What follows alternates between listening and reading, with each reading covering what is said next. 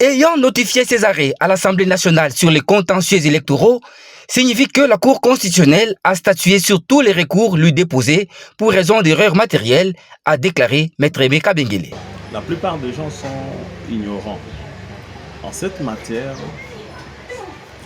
il suffit simplement de notifier la date d'audience. Même par le journal, on n'a pas besoin de vous atteindre personnellement. Et la Cour va statuer. Et à l'heure actuelle, toutes les affaires ont été vidées et la Cour s'est prononcée sur toutes les matières. J'entends dans des rues, les gens disent non, mais moi j'avais saisi la Cour, mais on ne m'a pas appelé. Non, si la personne va vérifier à la haute Cour, il verra que son dossier a été traité. Le ministère public était là, il y a eu même des avis.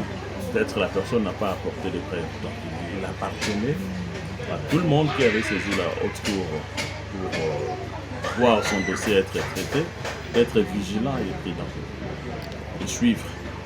Parce qu'il y avait des extraits de rôle, on devait vérifier à tout le rôle.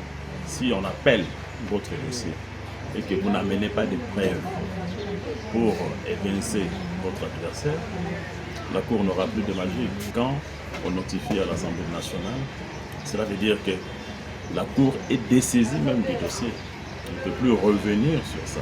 Mais comment une erreur matérielle peut être corrigée par la Cour constitutionnelle? Mais il faut faire un distinguo. Quand on parle d'erreurs matérielles, ce sont des erreurs qui portent essentiellement sur les noms. Je m'appelle Kabengele. Si par exemple on va écrire là-bas Kabongo par exemple, c'est une erreur matérielle. Et la personne qui avait saisi la Cour s'appelait Kabengele. Donc ça, la Cour peut revenir pour corriger cette erreur-là. C'est permis en droit. Mais rentrer encore pour examiner le fond des litiges, ça ne peut pas se faire.